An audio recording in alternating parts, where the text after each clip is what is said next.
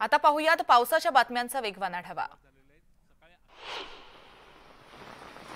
पुण्यात पावसानं कहर केलाय। अनेक ठिकाणी सोसायट्यांमध्ये पाणी शिरलंय। घरांमध्ये पाणी शिरल्यानं नागरिकांचे प्रचंड हाल झाले आहेत।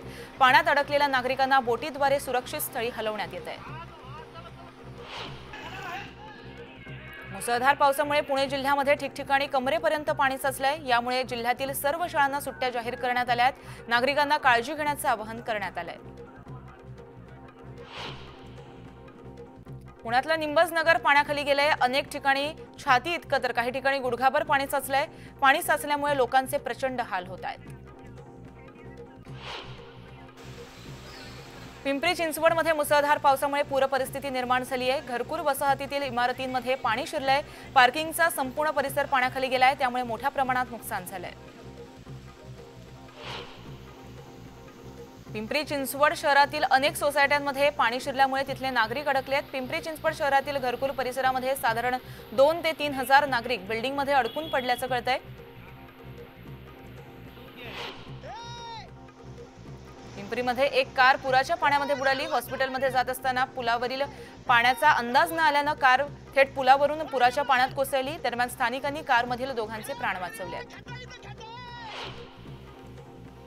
पुण्याच्या खडकी परिसरामध्ये चंद्रमणी संघ येथे नाला ओसंडून वाहतोय, त्यामुळे नाल्या शेजारील घरांपर्यंत हे पुराचं पाणी आलंय। पावसाचा जोर आणखी वाढल्यास हे पाणी घरांमध्ये शिरण्याची शक्यता नागरिकांनी वर्तवली आहे। मुसळधार पावसामुळे आळंदीत इंद्रायणी नदीला पूर आलाय, त्यामुळे पुलावरील वाहतूक बंद करण्यात आली आहे। पुलावर पाणी आल्यामुळे वाहतूक देखील बंद झाली आहे। पुण्यात सुरू असलेल्या मुसळधार पावसामुळे बावधनमधील शोरूममध्ये पाणी शिरलंय। यामुळे शोरूममधील सामानाचं नुकसान होऊन शोरूम मालकाचं प्रचंड आर्थिक नुकसान झालंय। पिंपरी चिंचवड शहरातील आकुर्डी परिसरामध्ये गुरुदेव नगर मध्ये ही पूर परिस्थिती निर्माण झाली आहे, त्यामुळे अनेक शहरांमध्ये पाणी शिरलंय। अचानक आलेल्या पाण्यामुळे नागरिकांचे हाल होत आहेत। जनजीवन विस्कळीत झालंय, तर पाऊस थांबल्याशिवाय पूर परिस्थिती नियंत्रणात येण्याची शक्यता कमी आहे। मावळ तालुक्यामध्ये कालपासून तुफान पाऊस बरसतोय, त्यामुळे सर्वच नदी नाले ओसंडून वाहत आहेत। तळेगाव दाभाडे येथील कुंडमळा इथं असणारी इंद्रायणी नदी देखील दुथडी भरून वाहते। कुंडमळा परिसरात असणाऱ्या कुंडदेवी मातेचं मंदिर हे देखील आता पाण्याखाली गेलंय। पुण्याजवळील लवासामध्ये दरड कोसळून दुर्घटना घडली आहे। दरडीखाली 2 विला अडकली आहेत। विलामध्ये राहणारे 2 ते 4 लोक बेपत्ता असल्याची माहिती स्थानिकांनी दिली आहे।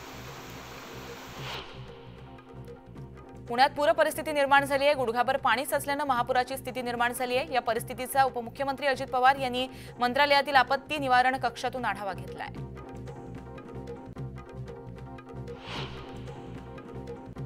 तर इतर काही महत्त्वाच्या बातम्या आपण पाहणार आहोत, पण आता वेळ झाली एका छोट्याशा विश्रांतीची। तुम्ही कुठेही जाऊ नका, पाहत राहा।